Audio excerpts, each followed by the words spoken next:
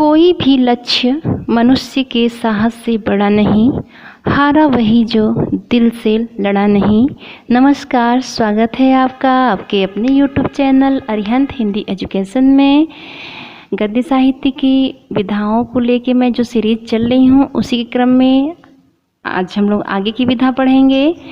तो वीडियो शुरू करने से पहले मैं एक बार फिर से कहूँगी, प्लीज़ आप मेरे चैनल पे नए हैं तो प्लीज़ सब्सक्राइब करिए, लाइक करिए, शेयर करिए और कमेंट भी करिए। रेखाचित्र। रेखाचित्र शब्द अंग्रेजी के स्केच शब्द का अनुवाद है तथा यह दो शब्दों रेखा और चित्र के योग से बना है। इसमें शब्दों की कलात्मक रेखाओं द्वारा किसी व्यक्ति, वस्तु अथवा घटना के बाह्य तथा आंतरिक स्वरूप का शब्द चित्र इस प्रकार अंकित किया जाता है कि पाठक के हृदय में उसका सजीव तथा यथार्थ चित्र अंकित हो जाता है। रेखा चित्र में चित्रकला तथा साहित्य का सुंदर सामंजस्य दिखाई पड़ता है। जिस प्रकार चित्रकार तुलिका तथा रंगों के माध्यम से किसी सजीव चित्र का निर्माण करता है, उसी प्रकार लेखक जो है यानी रेखा चित्रकार जो है शब्दों के द्वारा ऐसे ही भावपूर्ण चित्र खींचता है या प्रस्तुत करता है। रेखा चित्र कहानी तथा निबंध के बीच की विधा है, किंतु तात्विक रूप से यह दोनों से अलग है। इसकी अपनी ही विशिष्ट कला है। निबंध तथा रेखाचित्र दोनों में कल्पना, अनुभूति, शब्द व्यंजना, प्रतीक आदि का समावेश होता है, किंतु इनका प्रयोग रेखाचित्र में अधिक होता है। रेखाचित्र का आकार भी प्रायः निबंध से छोटा होता है। महादेवी वर्मा, अमृत राय, प्रकाश चंद्र गुप्त आदि ने रेखाचित्र का अत्यंत सुंदर सृजन किया है। कुछ विद्वान तो पदम सिंह शर्मा को रेखाचित्र का जनक मानते हैं, लेकिन अगर देखा जाए तो स्वतंत्र रूप से रेखाचित्र लिखने का श्रेय जो है श्री राम शर्मा को है। अब देखते हैं संस्मरण। संस्मरण का अर्थ है सम्यक स्मरण। इस संस्मरण में लेखक अपनी अनुभूत की हुई किसी वस्तु, व्यक्ति तथा घटना का आत्मीयता तथा कलात्मकता के साथ विवरण प्रस्तुत करता है। इसका संबंध अधिकतर महापुरुषों से होता है। इसमें लेखक अपनी अपेक्षा उस व्यक्ति को अधिक महत्व देता है जिसका वो संस्मरण लिखता है। इसमें किसी विशिष्ट व्यक्ति का स्वरूप, आकार, प्रकार, स्वभाव, भावभंगिमा, व्यवहार, जीवन के प्रति दृष्टिकोण, अन्य व्यक्तियों के साथ उसके संबंध, बातचीत आदि सभी बातों का बड़े ही आत्मीयता के साथ वर्णन करता है। रेखाचित्र में किसी के चरित्र का कलात्मक चित्र प्रस्तुत किया जाता है, किंतु संस्मरण में किसी के चरित्र का यथातथ्य रूप प्रस्तुत किया जाता है। ध्यान दीजिए, रेखाचित्र में किसी के चरित्र का बढ़ा चढ़ा के कलात्मक ढंग से प्रस्तुत किया जाता है, लेकिन संस्मरण में जिसका भी चरित्र प्रस्तुत किया जाता है वो तथ्यात्मक होना चाहिए, यानी कि सही होनी चाहिए। हिंदी के प्रमुख संस्मरण लेखकों में श्री नारायण चतुर्वेदी, बनारसी दास चतुर्वेदी, पदम सिंह शर्मा आदि हैं। श्री हरिभाव उपाध्याय के आचार्य द्विवेदी जी नामक एक संस्मरणात्मक निबंध को इस विधा के प्रतिनिधि के रूप में रखा गया है।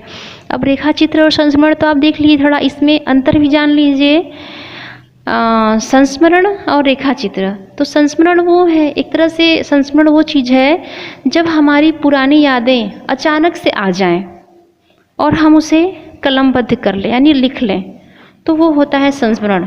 ध्यान दीजिए, पुरानी यादें यानी संस्मरण हमारा अतीत होता है, बीता हुआ कल होता है, जबकि रेखाचित्र किसी भी समय लिखा जाता है, किसी भी काल का हो सकता है, चाहे वो भूतकाल हो, चाहे भविष्यकाल हो, चाहे वो हमारा वर्तमान हो, यानी रेखाचित्र किसी भी समय का हो सकता है, लेकिन संस्मरण केवल और केवल हमारा बीता हुआ कल होता है। तो इसके आगे अगला देखते हैं हम लोग, यात्रा साहित्य। यह साहित्य की एक रोचक तथा मनोरंजन प्रधान विधा है। इसमें लेखक विशेष स्थलों की यात्रा का सरस तथा सुंदर वर्णन इस दृष्टि से करता है कि जो पाठक उन स्थलों की यात्रा करने में समर्थ न हो वे भी उसका मानसिक आनंद उठा सकें और घर बैठे ही उन स्थलों के प्राकृतिक दृश्यों, वहाँ के निवासियों के आचार विचार, खान पान, रहन सहन आदि से परिचित हो जाएं। इस विधा का लक्ष्य रहता है कि लेखक अपनी यात्रा में प्राप्त किए हुए आनंद तथा ज्ञान को पाठकों तक पहुंचा सके। यानी कि यात्रा साहित्य यानी यात्रा पर जो लेख लिखे जाते हैं लेखकों द्वारा, उनका मेन उद्देश्य यही होता है कि जहाँ का वो यात्रा करें, जिस स्थान का यात्रा करें, वहाँ की सारी भौगोलिक, सांस्कृतिक और वहाँ का वातावरण के बारे में पढ़ने वाले के पास वो मैटर यानी वो चीज़ें पहुँच जाएं कि वहाँ क्या चीज़ें किस तरह से किस रूप में होती हैं। यह विधा आत्मपरक, अनौपचारिक, संस्मरणात्मक तथा मनोरंजक होती है। इसकी सफलता लेखक के स्वरूप निरीक्षण तथा उसकी वर्णन शैली के सौष्ठव एवं सौंदर्य पर अधिक निर्भर करती है। इसमें लेखक अपनी यात्रा की कठिनाई, संबंधों तथा उपलब्धियों का रोचक विवरण पाठकों के समक्ष रखता है। यात्रा साहित्य की रचना दृष्टि से राहुल सांकृत्यायन, अज्ञेय जी, देवेंद्र सत्यार्थी, डॉक्टर नगेंद्र, यशपाल और विनय मोहन शर्मा के नाम अत्यंत ही उल्लेखनीय हैं। और सबसे ज़्यादा तो यात्रा मुझे लगता है इसमें राहुल सांकृत्यायन जी ने ही किया था। इतने ही घूमे कि इन्होंने घुमक्कड़ शास्त्र ही लिख डाला। आगे बढ़ते हैं रिपोर्टाज में। रिपोर्टाज मूलतः फ्रांसीसी शब्द है और अंग्रेजी के रिपोर्ट शब्द का पर्यायवाची तथा साहित्यिक नाम है। रिपोर्टाज में किसी घटना का वर्णन इस प्रकार किया जाता है कि पाठक उससे प्रभावित हो जाता है। रिपोर्टाज के लेखक को अपने वर्ण विषय का पूरा ज्ञान होता है। वह इस प्रकार लिखता है कि जो कुछ लिख रहा मानो आंखों देखा ही हो, यानी जो घटना लेखन शैली ऐसी होनी चाहिए कि जो वो लिख रहा है ऐसा फील हो, ऐसा प्रतीत हो कि वो घटना आपके सामने घट रही है। इसमें कुछ महत्वपूर्ण घटनाओं तथा पाठकों की विशेषताओं का निजी और सूक्ष्म निरीक्षण के आधार पर मनोवैज्ञानिक विवेचन तथा विश्लेषण होता है। इसकी शैली विवरणात्मक तथा वर्णनात्मक होती है, जिसमें सरलता, सुरोचकता, आत्मीयता, प्रभावपूर्णता का विशेष महत्व होता है। इसमें लेखक प्रतिपाद्य विषय को सरसता तथा सरलता के साथ पाठक तक पहुंचाने में सफल होता है। और विष्णु प्रभाकर, प्रकाश चंद्र गुप्त, प्रभाकर माचवे आदि कुछ अच्छे रिपोर्टाज लेखक हैं जिन्होंने अच्छे अच्छे रिपोर्टाज लिखे हैं। और रिपोर्टाज तो देखा जाए तो ये द्वितीय महायुद्ध में एक बहुत ही लोकप्रिय विधा थी। यानी ये रिपोर्टाज लेखन जो है दूसरे महायुद्ध जो हुआ था उसी समय ये बहुत लोकप्रिय हुई थी। और सबसे अधिक इसका प्रचलन तो आपके साहित्य में रहा है। और हिंदी में रिपोर्टाज का जनक शिवदान सिंह चौहान को माना जाता है। रूपाभ पत्रिका के दिसंबर 1938 में प्रकाशित लक्ष्मीपुरा एक पत्रिका है रूपाभ, वो 1938 में प्रकाशित हुई थी। तो उसमें जो लक्ष्मीपुरा नाम से प्रकाशित हुआ था उसको हिंदी का प्रथम रिपोर्टाज माना जाता है। और उस रिपोर्टाज के लेखक शिवदान सिंह चौहान जी हैं। यानी कि शिवदान सिंह चौहान को प्रथम रिपोर्टाज लेखक माना जाता है, जिनकी पहली रिपोर्टाज थी लक्ष्मीपुरा। और इसी में आगे बढ़ते हैं। गद्य काव्य छंद मुक्त एवं कविता के गुणों से युक्त रचना को गद्य गीत कहते हैं। यह गद्य तथा काव्य के बीच की विधा है। गद्य काव्य के माध्यम से किसी भावपूर्ण विषय की काव्यात्मक अभिव्यक्ति होती है। गद्य काव्य सामान्य गद्य से अधिक सरस, भावात्मक, अलंकृत, संवेदनात्मक तथा संगीतात्मक होता है। इसमें लेखक अपने हृदय की संवेदना की व्यक्ति इस प्रकार करता है कि पाठक इसे पढ़कर रसमय हो जाता है। इसमें विचारों की अभिव्यक्ति की ओर लेखक का अधिक ध्यान रहता है। यह निबंध की अपेक्षा संक्षिप्त, वैयक्तिक तथा एक तथ्यता लिए होता है। इसका ध्येय प्रायः निश्चित होता है। इसमें केवल एक ही केंद्रीय भाव की प्रधानता होती है। गद्य काव्य की शैली चमत्कारपूर्ण एवं कवित्वपूर्ण होती है। इसमें विचारों का समावेश भी प्रायः भावों के रूप में होता है।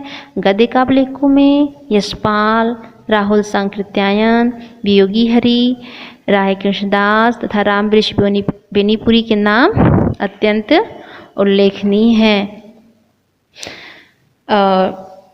हिंदी में देखा जाए तो गद्य काव्य लेखन की प्रेरणा रविन्द्रनाथ के गीतांजलि के हिंदी अनुवाद से मिली है। यानी कि हिंदी में जो गद्य काव्य लेखन की जो परंपरा शुरू हुई है वो रविन्द्रनाथ टैगोर ने जो गीतांजलि लिखी थी उसका जब हिंदी अनुवाद किया गया तो उसी से सबको प्रेरणा मिली। और इस विधा का विकास तो छायावादी युग से माना जाता है। ये गद्य काव्य लेखन जो है छायावाद युग से लिखा जा रहा है, जिसमें सन 1916 में राय कृष्णदास ने हिंदी गद्य काव्य का श्री गणेश करने वाले माने जाते हैं। यानी कि यह लेखन गद्य काव्य जो है छायावाद युग से शुरुआत इसका हुआ था और इसका प्रथम लेखक राय कृष्णदास को स्वीकार किया जाता है, जिन्होंने साधना, छायापद तथा प्रवाल आदि रचनाएं यानी आदि गद्य काव्य लिखे। डायरी भी एक नई विधा है लेखन गद्य में। डायरी लेखन का प्रारंभ सन 1930 के आसपास माना जाता है। और नरदेव शास्त्री वेदतीर्थ को ध्यान दीजिए, नरदेव शास्त्री वेदतीर्थ को प्रथम डायरी लेखक माना जाता है। उनकी डायरी है नरदेव शास्त्री वेदतीर्थ की जेल डायरी।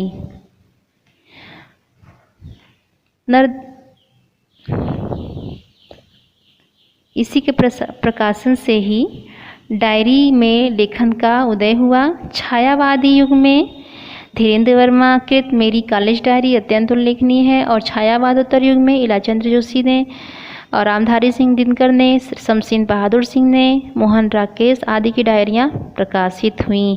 हालांकि हिंदी गद्य में इसका अभी पूरी तरह से विकास नहीं हुआ है, लेकिन ये धीरे धीरे विकास की तरफ अग्रसर है। या तो इस तरह भी समझ सकते हैं कि हमारे दैनिक जीवन में अनेक जो घटनाएं घटित होती हैं, कुछ घटनाएं हमें खुशी प्रदान करती हैं तो कुछ हमें दुख से भर देती हैं। तो किसी दैनिक घटना के संदर्भ में हम अपने मन के उधेड़-बुन को व्यक्त करने के लिए डायरी लिखते हैं। तो एक तरह से डायरी के लिए बस इतना ही। और इसी के साथ मैं अपने वीडियो को समाप्त करती हूँ।